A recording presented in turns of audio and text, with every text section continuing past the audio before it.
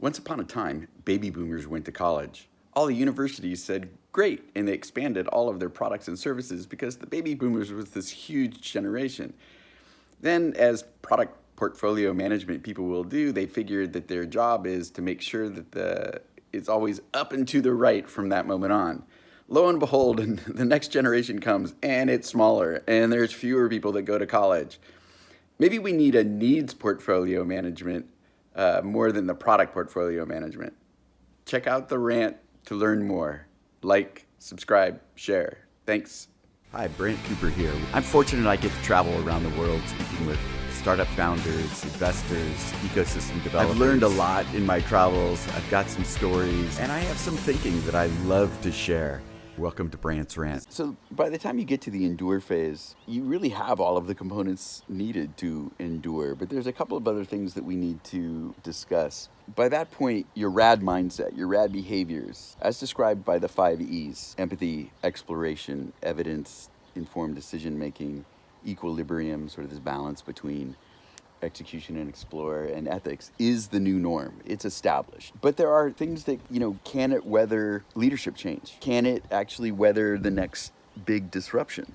Are reorganizations still a thing that could completely upend it? So there's definitely things that can still kill it. And I think that there's some final things to put into place that really make this an enduring organization, an enduring new organization. And one of those things is around what I call a needs portfolio. And so I think that there's this sort of a problem that I've touched on all throughout these series where instead of mindset, we're focused on technology. And, design thinking and lean startup and these other frameworks are also focused on something similar, which is that we're focused on products instead of needs. And when we think about a company's strategy and portfolio management, we're still in that. We're still in the product technology side and not on the needs side. I think that all of these different frameworks, again, jobs to be done, outcome-driven innovation by Tony Olwick, all these things are actually saying the same thing. Well, so what it means is that really even at our strategy layer, we need to think about things in terms of market needs and not in terms of product. And so even the concept of product portfolio management is kind of getting it wrong. And I think what's super interesting is to think about the concept that needs actually don't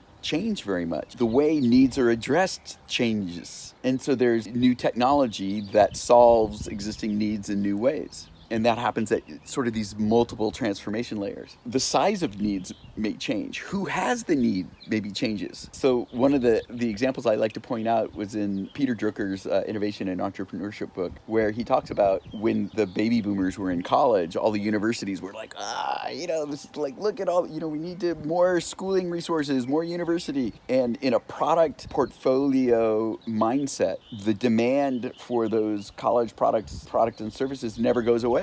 It's perpetual. It's unending. It's always up and to the right. Even in terms of an S-curve, how it's addressed changes, but the need continues to grow as the population of the world grows. But it's not true.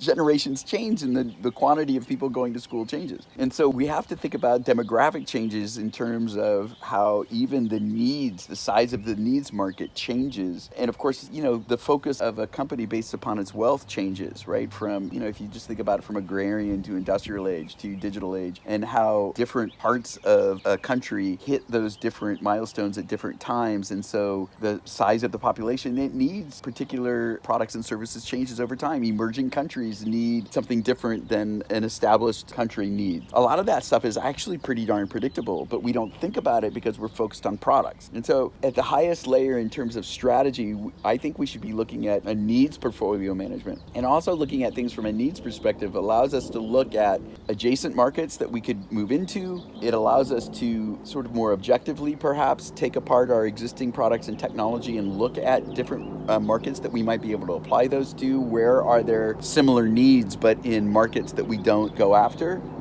rather than just sort of traditional who buys our products.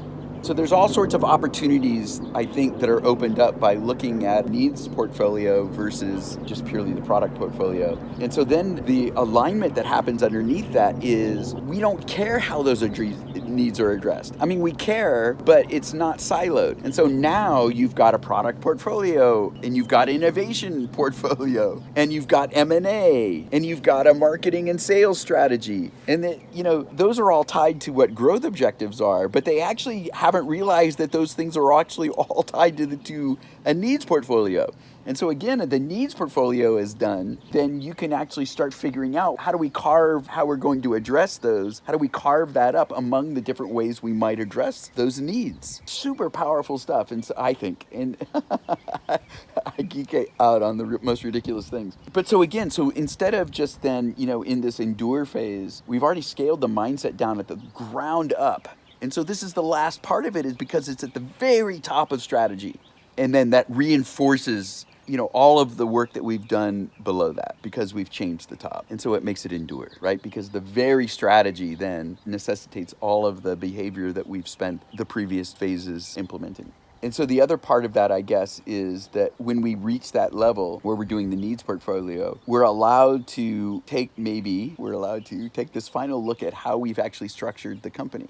And so this restructuring, again, to me, is not based upon the traditional reorganizations, which I find to be very detrimental and really sort of this, kind of false fix, really a leadership escape hatch or reorgs. But this other final part of endure is what we need to do is the structure of the company reinforces the behavior. One of the critiques, I think, of like a scaled agile is that because we're focused on the structure of what agile might look like, it just simply reinforces the existing behavior, as opposed to defining, practicing the behavior we want, and then building the structure around that. And that's really where the term scaffolding comes in, which I should say is a concept that Dave Snowden and Sonia Bloch-Note turned me on to. And Sonia told me that was really a lot of writing that a woman named Ann Pendleton Julian has written about. And I've read the blog post, but I haven't really dove in it real deeply because I don't know, I dug it so much and then I kind of, went off on my own. So hopefully I'm being consistent with how it's being used, but I think it's sort of this powerful analogy, and talks about those, I mentioned this last time, the different types of scaffolding, which is, you imagine the existing scaffolding around a building, and it's assembled whenever we need to do these repairs or maybe even reinvention, and then the scaffolding is taken down. And then there's these other types of scaffolding, which is where it sort of just dissolves and goes away automatically. And then I think she talks about a different type of scaffolding, which becomes permanent part of the structure. So it continues to exist, but then it is the structure. But one can imagine, carrying out the analogy, all of these different ways that we can make changes to the organization. And again, I would like to point out that that's what makes an organization resilient, is that you don't tear the building down, you don't reorg, you actually set up the scaffolding that protects the existence and allows it to continue to perpetuate while we're making the necessary changes. And so eventually I think that the restructuring part of it is, what is the structure where the natural way to work is more in these 5 E's way, or the Coburn, Heart of Agile way. And so I think, like the one way of doing that is the quote unquote Spotify model, which I guess they don't like it being called that anymore, but the guilds and tribes. And I don't really want to go into all that again. I've done a past video on that. And there's all sorts of videos and articles about that sort of thing now. But I dove into Zappos a little bit for the book, and it turns out I learned a lot about, their version of holacracy, which is actually just a flavor of agile. So it's sort of been, derided as this hippie capitalism or whatever, but it's not at all. It's really people empowered to do the work that they want to do in service to the mission. Like, they don't get to do whatever they want. It's in service to the agile missions as well as the department mission as well as the company mission. It's so funny to me that the critic want to pretend that, the management science is like the end all, even though all that was based upon the assembly line. We're not in that world anymore. We've got a brand new world. We need different structures. And so I think looking at ways, like 3-dimensional matrices, which is sort of like what the Spotify is, and how you do the actually reporting mechanisms is different. In performance management, you've got a measurement of the team's accomplishment of the mission, which allows you to draw a straight line between what teams are working on and what the desired outcomes are and what the company mission is. But then you also have a mechanism of rewarding or incentivizing people's personal growth in terms of their skill sets, sort of more of like an apprenticeship type of program, which is, no coincidence that one might call those guilds. And so it allows allows there to be these different dimensions on how we measure people's personal growth and performance and these other aspects that it's almost impossible to do in the existing management structure where it's just about repeating tasks over time, which is anachronistic and it doesn't work and helps drive the incorrect efficiency that cuts into company muscle instead of makes us more lean and reduction of waste, as well as continuing to provide the value that is the very reason why the business is in business to begin with. So I think that if you look at the needs portfolio analysis and then structuring the company so that it reinforces that behavior, so the behavior is the natural outcome of that structure, again, that is what's going to make the organization endure. I really loathe all of change management and culture consultants and all these consultants that, I'm sure they understand all this crap better than I do. But the culture is this idea that I mentioned last time, I think this idea of, or maybe it was 2 videos ago, that culture is company brand turned internal. It's the relationship between the company and its people. Culture is that internal mechanism. And in these days, in the same way that brand is now owned half by consumers, culture is owned half by employees. And so that relationship has to be two-way. And so there's a conscious creation of culture, and that happens through applying cultural ethics, values to mission statements down on the agile level. That creates this social layer where impassioned individuals, impassioned employees that are exercising their inspiration and their creativity hold the team members accountable to those values. And that's actually what establishes the culture in combination with leadership establishing what the corporate values are. There is no really highly functional positive culture if there's values that are implemented at the top and the values are not perpetuated through the organization.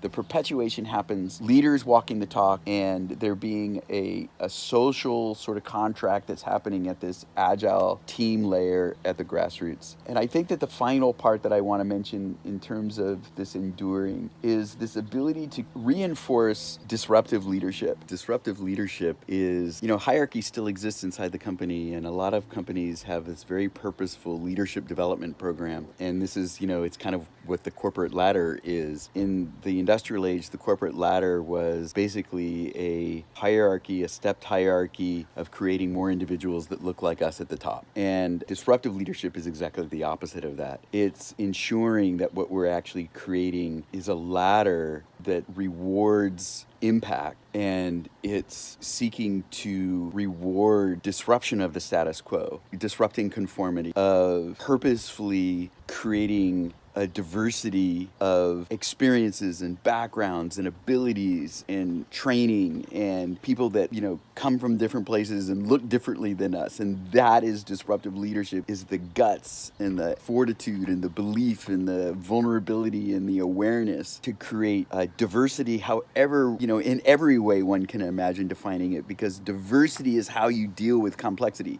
Diversity is how you deal with uncertainty. So in order to have a rad organization, you must be diverse. So ethics aside, you should be doing diversity anyway. And anybody that's screaming meritocracy doesn't understand that meritocracy today is defined by a hierarchy that wants to create people that look like ourselves now. So we define the rules, even if it's subconsciously and even if it's not with malice. We create a structure that reinforces development of people that look like us, who we are now. And that actually just doesn't work in the face of complexity and endless disruption. And so we have to purposefully then create as much diversity as we can. And that actually makes us a more resilient, aware, dynamic organization. Like, comment, subscribe, argue, debate, love. Hey, Brant Cooper here, New York Times bestselling author of The Lean Entrepreneur. My next book, Disruption Proof, where I fix capitalism from my hammock. I've got the pre-order bundles. They're dropped. They're on brantcooper.com. Go check it out. You can pre-order the book now, and I've got all sorts of other goodies thrown in there, including talks. If you want to form a book club or you've got some people in your organization that you think could benefit from some of the principles and philosophies I talk about in the book, check it out, brantcooper.com. See you soon. Hey, thanks for listening to Brant's Rant. If we're choosing capitalism here as a society, then let's make it work for a better world. If you'd like to join me as we redefine capitalism for the 21st century, go to beatcoop.co/D4A. Also, if you have a pressing issue that you're facing in your innovation group, your product group, your startup, and want to join me on video, see the link below. Subscribe, like, see you next time.